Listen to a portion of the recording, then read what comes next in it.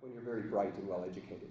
But the point of a liberal arts education, as Matthew Arnold said, is in fact to pursue the best that has ever been known and written and said.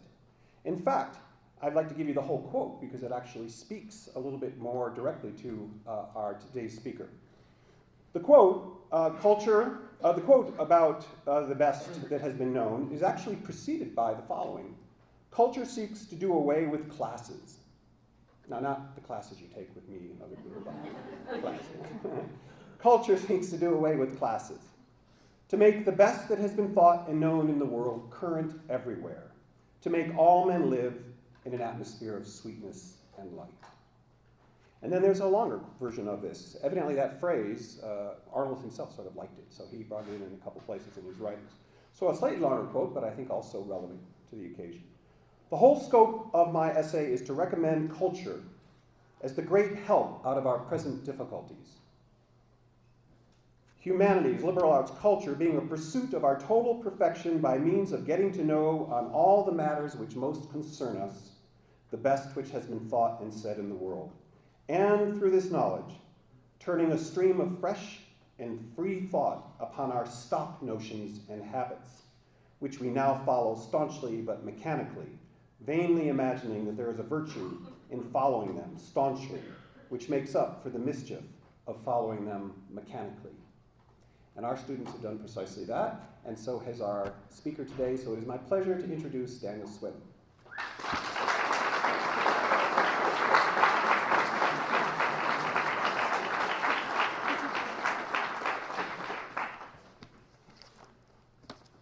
Thank you, Paul. This is really a great honor for me, but I do have to tell you the reality of this. CU has a really low budget, and they invited me to come here.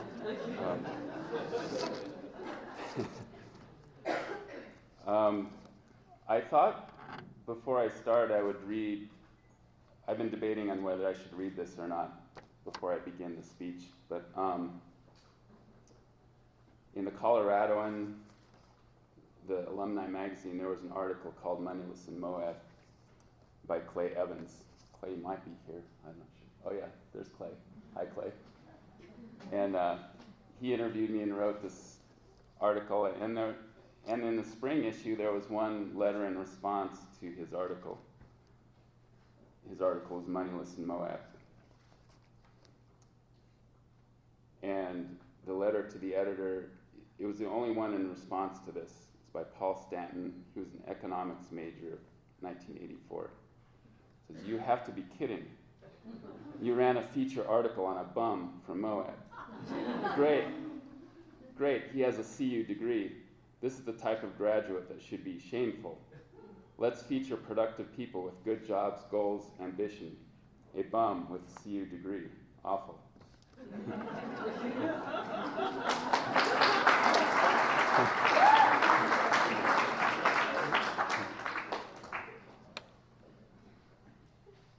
And it is kind of funny. It's funny for me to be up here. To tell you the truth, when I first gave up money, I wanted to do away with all the things that I felt like I was putting my identity on and find my true identity, and this is what this talk is about. It's called You Are Your Own Diploma, and You Are Your Own Currency. And I got to this point where I wanted to find my authentic self, and this isn't really truly about living with money primarily. It's about finding our authentic selves and finding what is our currency. And I took a whole duffel bag of everything I'd written for years. Like, I like to philosophize a lot, and I also included my CU diploma in that duffel bag, and I made a big bonfire, and it all went up in smoke. And so I have no ID except this. This is my ID. And no diploma. And when Paul asked me to do this, I thought, how ironic. Would I ever have imagined when I was doing that I would be giving a commencement speech to CU students. And by the way, congratulations. My time at CU was a wonderful, eye-opening experience for me. I was raised in a very sheltered religious household and spent a lot of my junior high and high school in Grand Junction, which is a very conservative place. And when I said I was going to CU, a lot of family and friends were like, "We'll pray for you." And it was really good for me socially, and the professors I had were amazing. A few that I can just think up off my head were David Carrasco, Brian Mahan, Professor Takahara, I can't remember her first name, Sam Gill, and Dennis Van Gerven. And I feel grateful for everything I learned in expanding my mind. So this wasn't really about burning up the education, that can't happen, but it was about, for me, burning up a symbols that we identify with. And this is how I feel about money. Like, I don't believe that money is evil in itself, but it becomes evil when it becomes our goal and when it becomes our identity. And this is about finding your true identity, which is truly your true motivation. And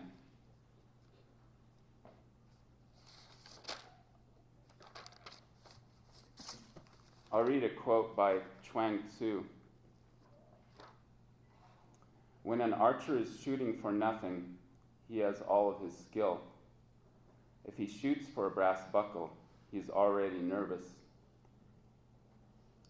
If he shoots for a prize of gold, he goes blind or sees two targets. He is out of his mind. His skill has not changed. But the prize divides him. He cares.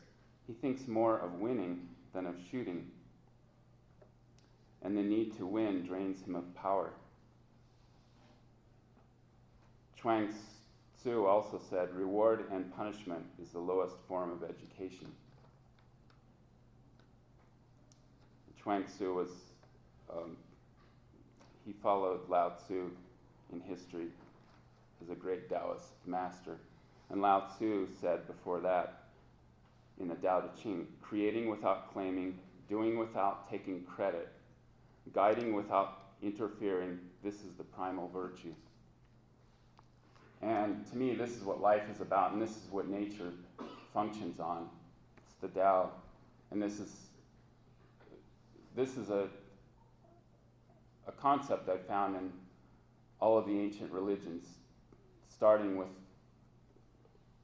with the one I grew up in, Christianity, which I feel like these principles have been lost. And this has been a goal of mine, is to go back to my roots and find the truths. Take the good and leave the bad.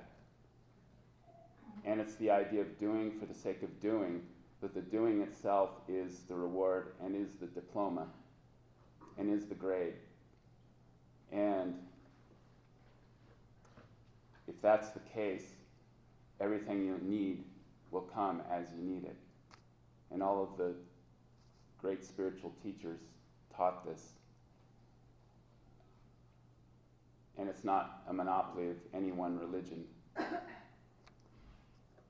So this is something that I wanted to explore. And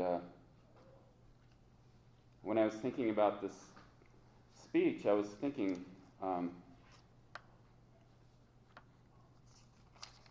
I grabbed the dictionary. Sometimes I like to just look at the dictionary. It's almost like there's amazing spiritual truths that you can find just looking at the dictionary. And I decided to look up the word incentive. And we're always talking about incentive in our culture. And what is incentive?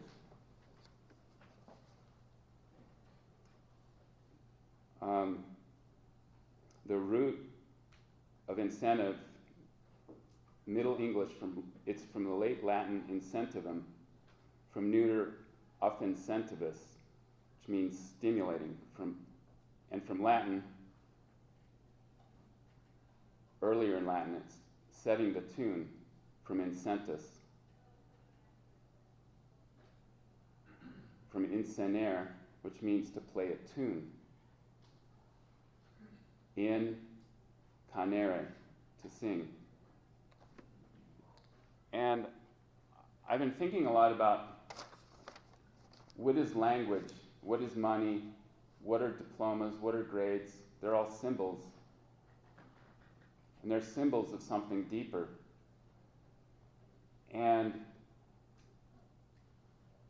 language is a symbol of something else. Like when we talk, we're talking about something in the past or in the future.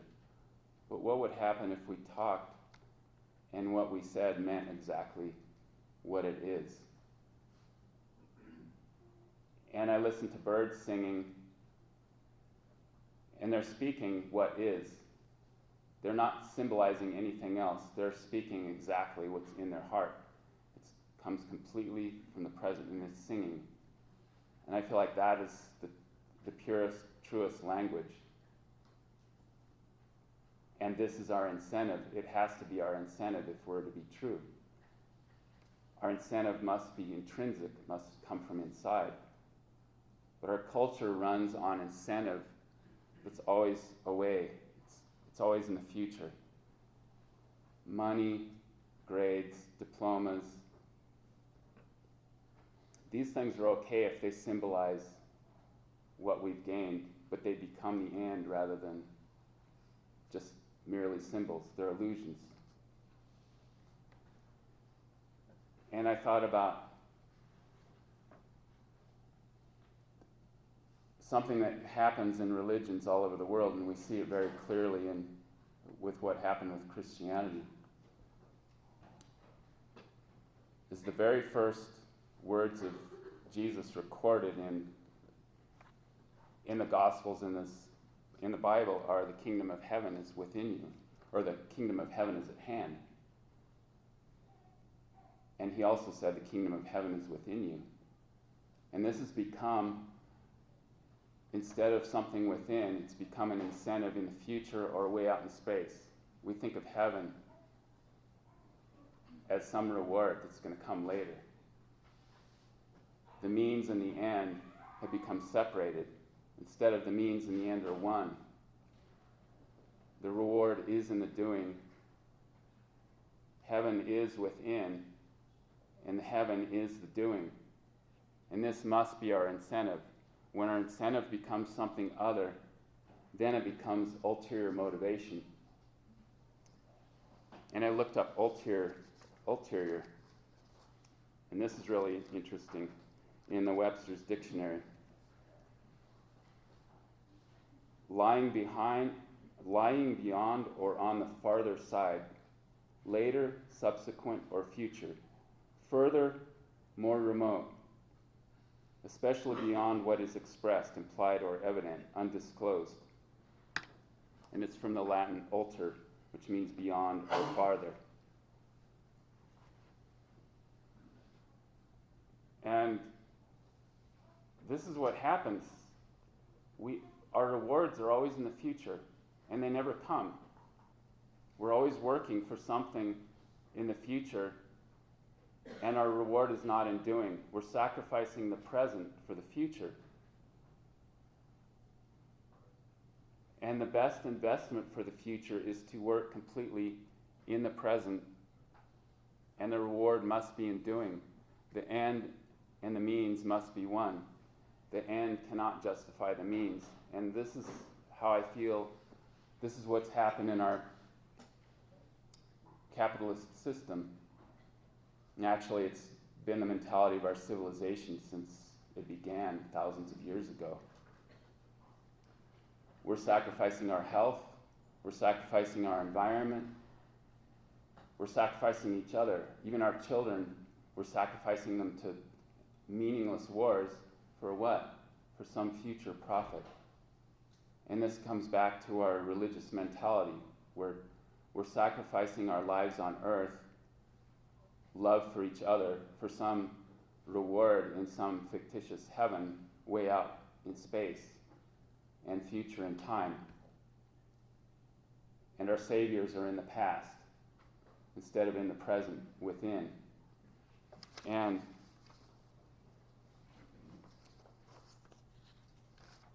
this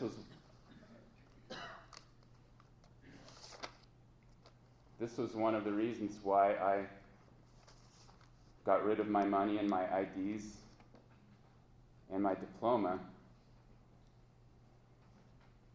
Not that those things are bad, but those things become our identity instead of our identity as ourself, and our motivation as ourself. And think about the word motivation too. Motivation means what moves you.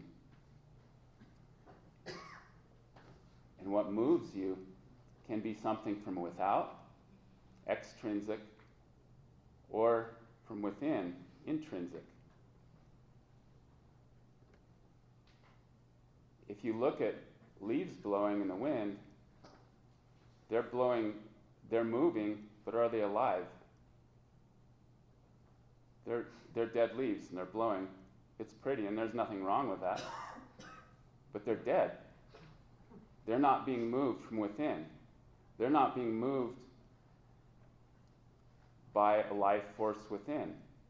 And you look at our culture, what is moving us? Is it outward goals, extrinsic, outside of ourselves, or is it within? Is our goal and our reward and our identity outside of ourselves, or is it within? And this is something that life can be very discouraging after you graduate. It's very exciting right now. You're going out into the great unknown. But just remember, if you want to find your power, find it within. And society's constantly going to try to blow wind on you and say this is where your movement is, this is where your motivation is. Your motivation is in greater status, greater money, possessions, and it'll take your focus off of what's within you, your true motivation, and that's life. Life is motivated from within. Mechanics and death is motivated from without, and our society is running on mechanics and death. Just look around. We're destroying the very environment we're dependent upon. All these principles are one principle, if you really meditate on it.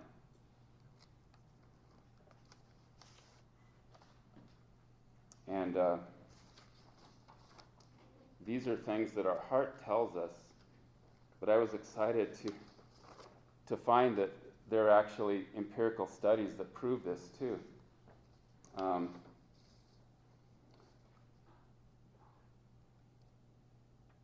One of them, Dan Pink, he wrote a book called Drive, The Surprising Truth About What Motivates Us. Dan Pink, he collected all of this data that several scientists through the decades have done, proving that we actually function better when we're motivated from within rather than our incentives are from outside of ourselves. Remember, our culture is always talking about incentives. We need more incentives to do this and that and that. But nobody ever talks about incentives from within, the singing from within. In 1949, Harry F. Harlow, he's a professor of psychology at the University of Wisconsin, he proposed a third drive, intrinsic motivation, the joy of the task itself. He calls it the third drive because the first two drives he calls them sticks and carrots. Either punishment with a stick or the carrot in front of the nose. And as Chuang Tzu said, those are the lowest form of education. If that's what's driving us, we are dead. We're being blown like dead leaves from without. Harry Harlow did studies with primates and found that they actually did better. They solved puzzles more quickly and accurately without rewards. They liked to do puzzles for the sake of doing puzzles. We all know that. How many of you put together jigsaw puzzles? Do you have some goal you're trying to accomplish? And I think about that with music. Do we play music in order to get something, or is the music its own reward? And what if everything we did was incentive within, music within, and everything becomes harmonious?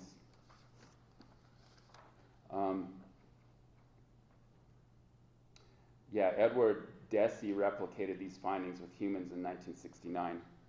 But Dan Pink compiles all these studies, and basically he concludes that actually his idea is that for rote memory and mechanical behaviors like assembly line, you can function better with outward rewards. For mechanics, you can. Something dead can actually be blown in the wind, like a leaf. And that's okay. But the things that humans really like to do,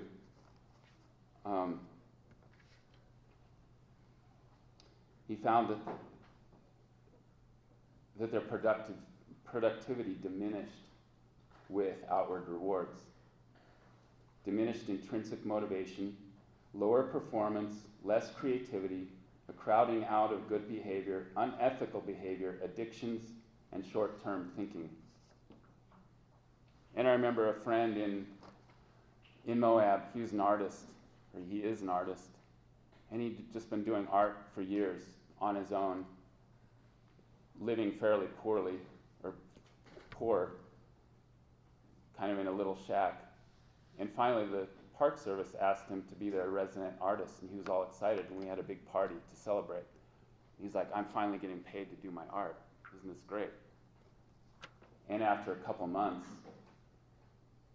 he confided in me, and he said, I don't enjoy doing art anymore, and I feel like my creativity is diminished. And another professor, Dan Ariely, he wrote Predictably Irrational, the Hidden Forces That Shape Our Decisions. Dan Ariely is a professor of psychology and behavioral economics at Duke University. He did an interesting experiment with his students. I believe it was his students. He had 3 groups of students with computer screens, and each group was unknown to the others. And what they had to do was drag little tabs into circles. And this is actually mechanical behavior. I feel like this takes it even deeper. He wanted to measure how many circles they could drag into the larger circles in 5 minutes. The first group was paid $5 per circle. The second group was paid 50 cents or 10 cents per circle. And the third group was paid nothing. They were told it was a social request, merely a favor asked. And the results were, of course, the ones who got 50 cents or 10 cents per circle did the worst. The ones who got paid $5 per circle, they did much better. But the ones who got paid nothing did better than all of them. And they were just told it was it was for the community. And I think all of us know this in our hearts. It's funny that we have to look at studies like this. But we all know we're this way when we're children. We love to work. We love to learn. We just crave it. And it's actually driven out of us with our grade system and our money system. I used to love to go pick fruit in the orchard. And then I had a job when I was in high school picking fruit in an orchard, and I hated it. And I got all this money.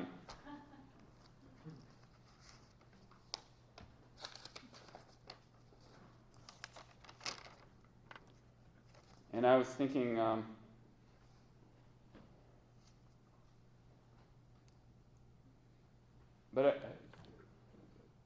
it feels to me like, and I'm still grappling with this in my mind, it feels like the money system and the grade system and the diploma system is just a part of our evolution. It's something we have to go through. And I'm not knocking it, but I feel like it has to go obsolete. When we're children, we run on grades, and we also, when we're children, much of our motivation becomes extrinsic. Originally, when we're infants, it's all intrinsic. We do what we feel. And the infant is pure-minded. It's completely pure. And then we start learning from our adult co-humans. And they teach us extrinsic motivation. You're going to get a whipping if you do this or don't do that.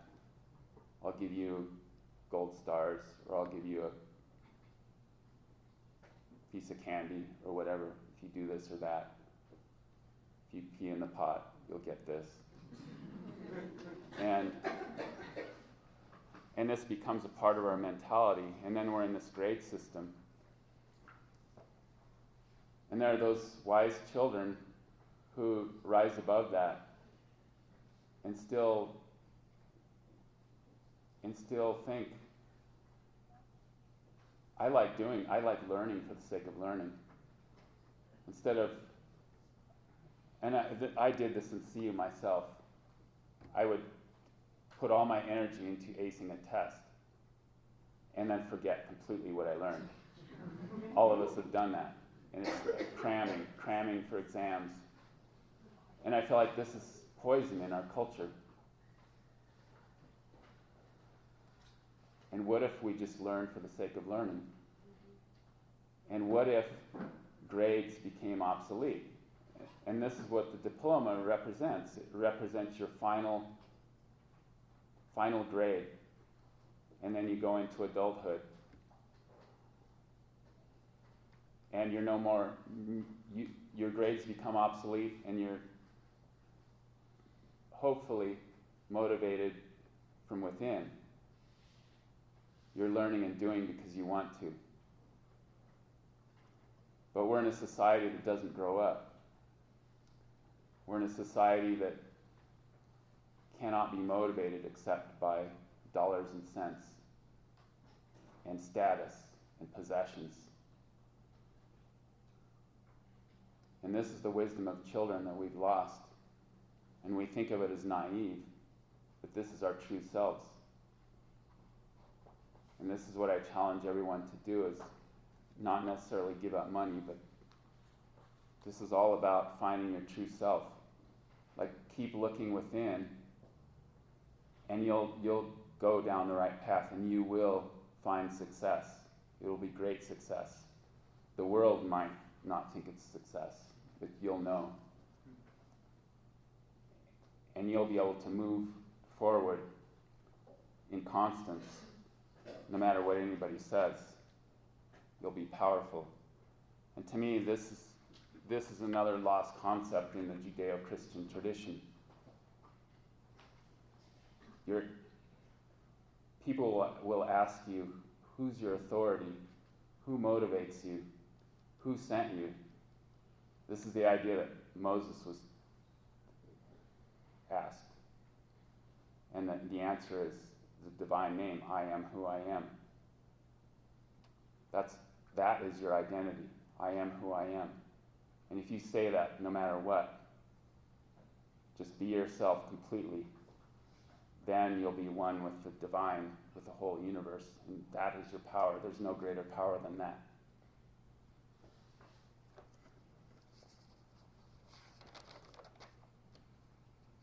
And this is the concept that's in every religion. This is the Atman of Hinduism. The Bhagavad Gita speaks clearly of this. This is the whole theme of it.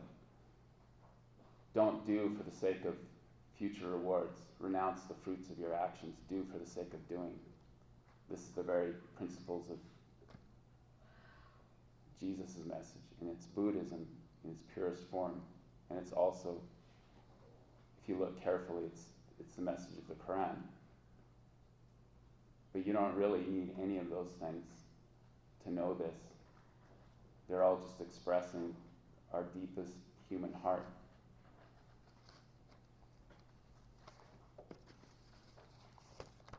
So follow your hearts. Thank you.